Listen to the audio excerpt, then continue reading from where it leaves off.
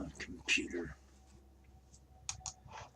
Okay, this is 1 Corinthians chapter 11, but before I read any of it, I want you to know this is written by people that lived in different times and that treated their women abominably, in my opinion. So when I read this, I'm reading it, the words written by a male chauvinist person. So please forgive any comments he makes about women being, well, never mind. We're going to hear what he says here in a little bit. You just have to make up your own mind about it. I myself don't agree with this way of thinking.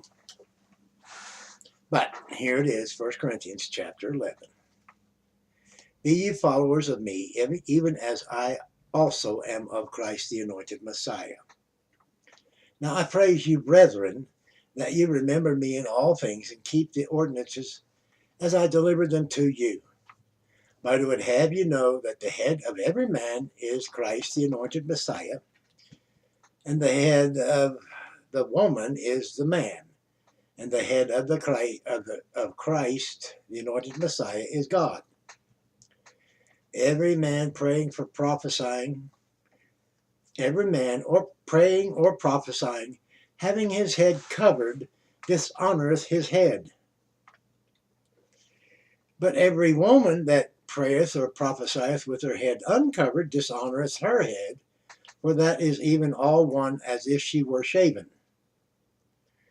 For if the woman were not covered, let her also be shorn. But if it be a shame for a woman to be shorn or shaven, let her be covered. For a man indeed ought to not cover his head, forasmuch as he is the image and glory of God, but the woman is the glory of the man. For the man is not of the woman, but the woman of the man. Neither was the man created for the woman, but the woman for the man. For this cause ought the woman to have power on her head because of the angels. Nevertheless, neither is the man without the woman, neither the woman without the man in the Lord. That is truth, or more true than anything else he's been saying. Okay. For as the woman is of the man, even so is the man also by the woman, but all things of God. Judging yourselves, is it comely that a woman pray unto God uncovered? Does not even nature itself teach you that if a man have long hair, it is a shame unto him? But if a woman have long hair, it is a glory to her, for her hair is given her for a covering. But if any man seem to be contentious, we have no such custom, neither the churches of God.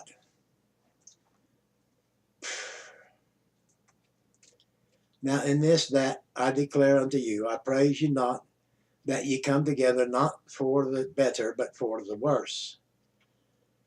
For first of all, when ye come together in the church, I hear that there be divisions among you, and I partially believe it.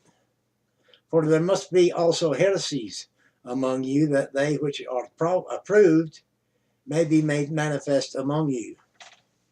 When you come together, therefore, in one place, this is not to eat the Lord's Supper, for in eating every one taketh before other his own supper, and one is hungry and another is drunken. What? Have ye not houses to eat and to drink in? Or despise ye the church of God, and shame them that have not? What shall I say to you? What shall I praise you in this? I praise you not. For I have received of the Lord that which I also delivered unto you, that the Lord Jesus, the same night in which he was betrayed, took bread. And when he had given thanks, he brake it and said, Take, eat, this is my body, which is broken for you. This do in remembrance of me. After the same manner also he took the cup when he had supped, saying, This cup is the New Testament in my blood. This do ye as oft as ye drink it in the remembrance of me. For as often as ye eat this bread and drink this cup, ye do show the Lord's death till he come. Wherefore, whosoever shall eat this bread and drink this cup of the Lord unworthily shall be guilty of the body and blood of the Lord. But let a man examine himself, and so let him eat of that bread and drink of that cup. For he that eateth and drinketh unworthily eateth and drinketh damnation to himself, not discerning the Lord's body. For this cause many are weak and sickly among you, and many sleep. For if we would judge ourselves, we should not be judged. But when we are judged, we are chastened of the Lord, that we should not be condemned with the world. Therefore, my brethren, when ye come together to eat, tarry one for another. And if any man hunger, let him eat at home, that ye come not together unto condemnation. And the rest will I set in order when I come. 1 Corinthians chapter 11. That covered, uncovered stuff, that's just old. We don't wear burqas here in this time, at least in this country. There are those that choose to, but it's not enforced except in Islam. Stupid religion. Oh well, nevertheless, by stripes I'm healed is a good thing to think on. Be good one to another.